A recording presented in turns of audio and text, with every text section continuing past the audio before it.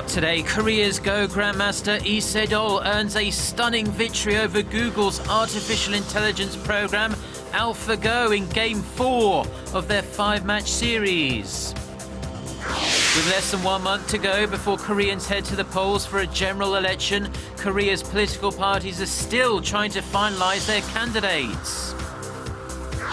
Plus a huge explosion in the centre of the Turkish capital, Ankara. The authorities say at least 27 people have been killed in what appeared to have been a suicide car bombing. Stay tuned for these stories and more.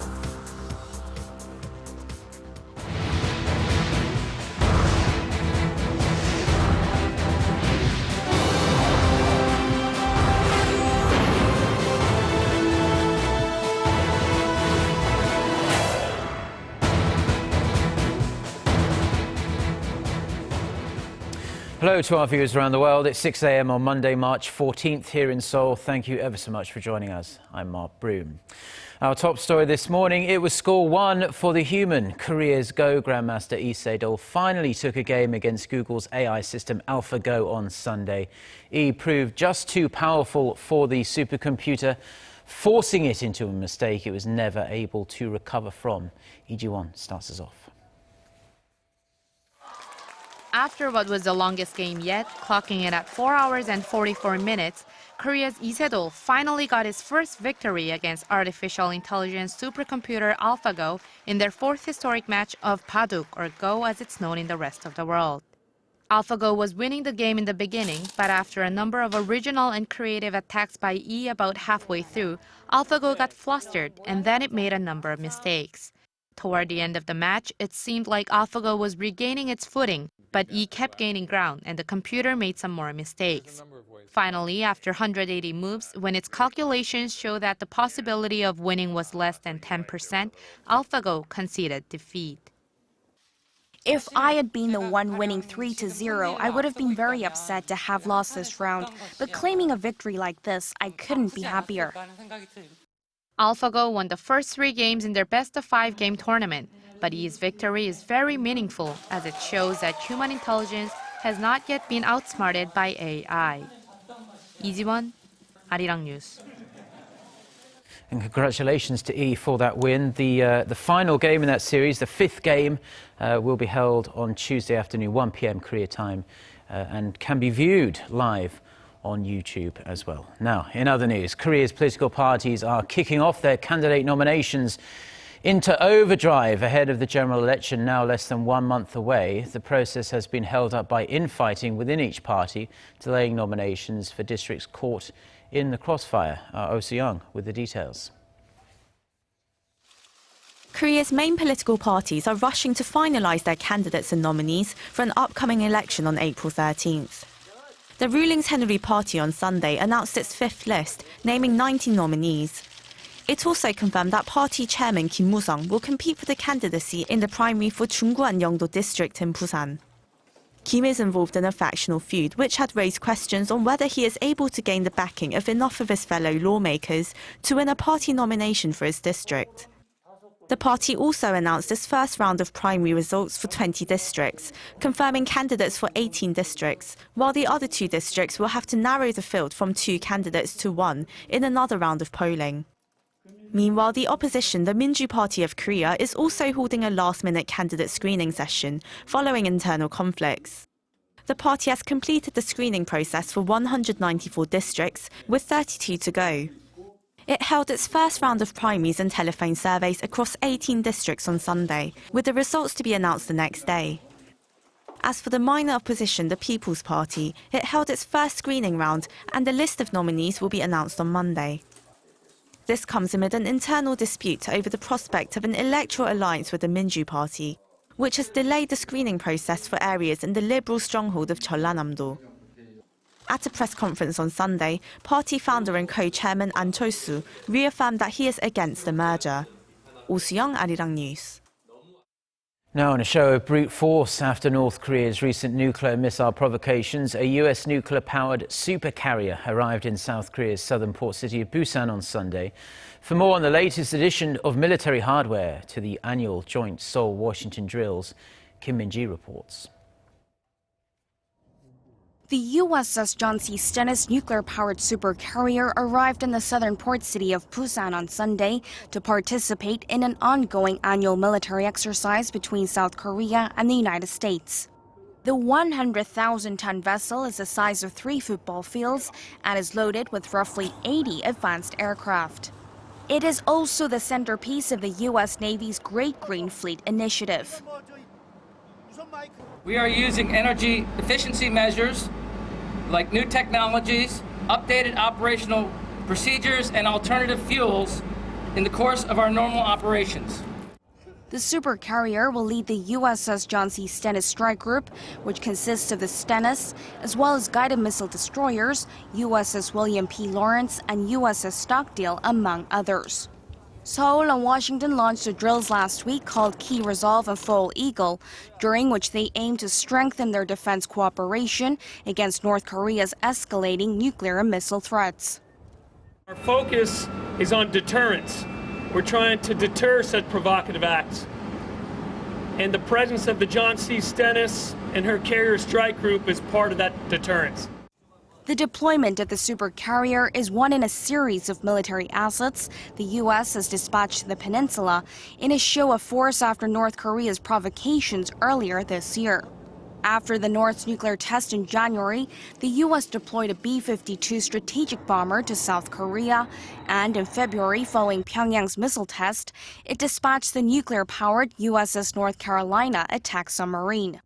Washington also sent 4 F-22 stealth bombers last month. Kim Min-ji, Arirang News. Now, the U.S. ambassador to South Korea says the new sanctions on North Korea should be the lever that gets Pyongyang back to the negotiating table. Mark Lippert also stressed the focus should be on implementing the sanctions before anything else. Kwon Swa reports. Until any progress or willingness is seen from North Korea to come back to the negotiating table, the U.S. will keep its diplomatic strategy of hindering Pyongyang from developing its nuclear and missile programs by sanctioning the regime, according to U.S. Ambassador to South Korea Mark Lippert during a recent interview. Our policy, especially with respect to the peace regime, North Korea remains unchanged. Denuclearization is our #1 priority. We are now working to implement the UN Security Resolution sanctions, and we remain in close coordination and close consultation with partners in the Republic of Korea government. The foremost focus on sanctions was also stressed when the ambassador was asked about whether China's idea of a two-track approach to North Korea that aimed to conduct peace treaty talks and denuclearization talks in tandem will affect the U.S. in some way.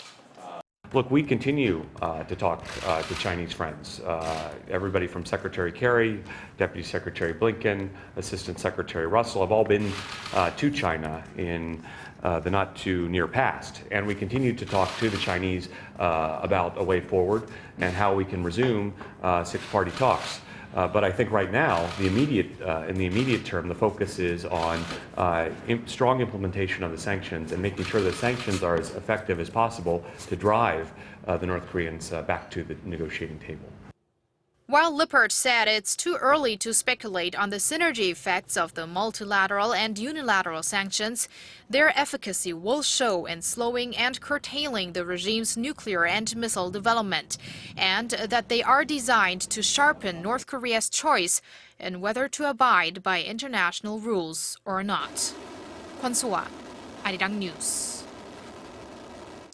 Russia plans to put extra effort into persuading North Korea to return to the negotiating table. In an interview with a Russian TV channel on Sunday, Foreign Minister Sergei Lavrov criticized North Korea for its nuclear ambitions and threats, but said Moscow will work to influence Pyongyang to return to dialogue and to cooperate with the International Atomic Energy Agency. He also emphasized the need for North Korea to abide by the latest set of UN Security Council sanctions, referring to them as a completely reasonable response to the North's provocations. Lavrov also warned North Korea that no country will be willing to be a protective ally if the regime continues with its nuclear adventures. The former chair of the Commission of Inquiry on North Korean Human Rights has recommended setting up a panel of experts to study how human rights abuses in North Korea can be dealt with. Speaking at a conference in London, Michael Kirby also pointed for a need to get international cooperation so that human rights violators in North Korea can be dragged before the International Criminal Court. To this end, Kirby emphasized the importance of keeping China, North Korea's close ally, engaged at the UN Security Council. At least 27 people have been killed and many more wounded after an explosion in the Turkish capital of Ankara. Officials say the blast was caused by a suicide car bomb. The area close to a courthouse and the Justice and Interior Ministries was crowded when the explosion happened on Sunday evening local time.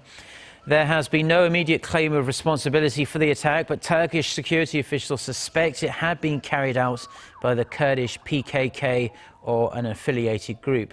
The Islamic State militant group has also launched attacks in Turkey over the last 12 months or so. The latest attack on Ankara comes just a matter of weeks after some 30 people were killed in a car bomb attack on February 17th. Now, just 2 days ahead of the so-called mini Super Tuesday in the United States, and Ohio and Illinois have emerged as battleground states. According to a poll by CBS News and YouGov on some 5,300 voters in Florida, Illinois and Ohio, the latter two states are likely to be the game changers since Republican and Democratic frontrunners Donald Trump and Hillary Clinton have big leads in most other states. Trump keeps his lead in winner-take-all Florida at 44%, while Ohio Governor John Kasich is tied with Trump at 33% in his home state. In Illinois, Trump leads 38 to 34% over Ted Cruz. On the Democratic side, Hillary Clinton has a big lead over Bernie Sanders in Florida, 62% to 34%. And a slightly smaller but still comfortable lead in Ohio, 52 to 43%. In Illinois, Sanders is polling 2 percentage points higher than Clinton. Korea's wage growth rate has overtaken its economic growth rate for the first time in 3 years. The Ministry of Finance and the Labour Ministry says the average monthly wage at a company with more than 5 employees was roughly $2,500 in 2015, up by 2.7% from the year before. Now, that may seem good, but a closer look reveals that for 5 straight years since 2011, the figure had barely come close to even half the economic growth rate. They say the government must come up with more policies to improve the country's stagnant wages.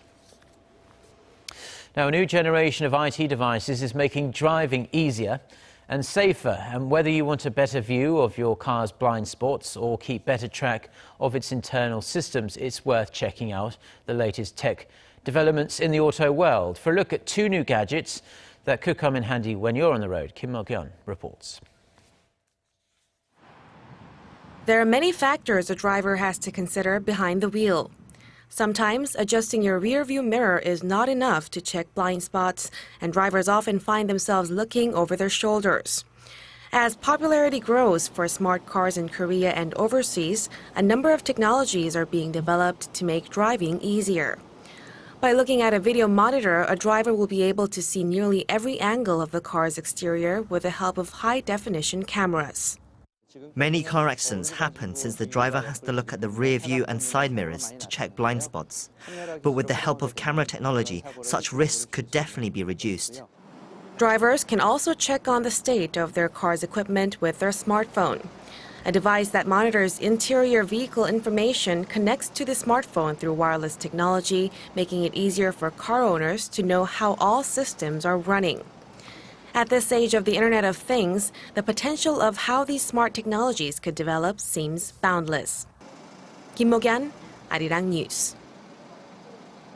Now, with the 2018 Pyeongchang Winter Olympics around 2 years away, the International Olympic Committee is due back in South Korea to assess the preparations for the global event. The IOC team, headed by Gunilla Lindberg, will arrive in Korea later on this Monday. The group will start with a tour of the Olympic venues, media village and athletes' residences in Gangneung, located just east of Pyeongchang. On Tuesday, the team will meet with local organisers to discuss the preparations for Olympic test events, venue construction, marketing strategies and transportation plans. They will wrap things up with a press conference on Wednesday at Lakai Sandpine Resort in Gangneung. The IOC's next visit is scheduled for October 4th.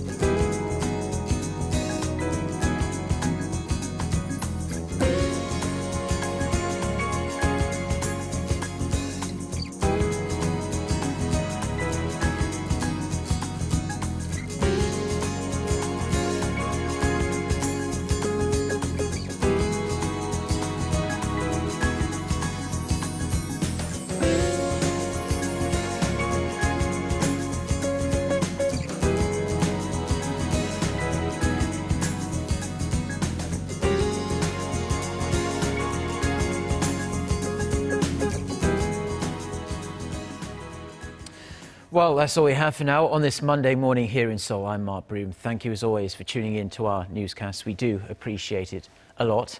And we'll be back with our next newscast at 12 noon Korea time. So until then, goodbye.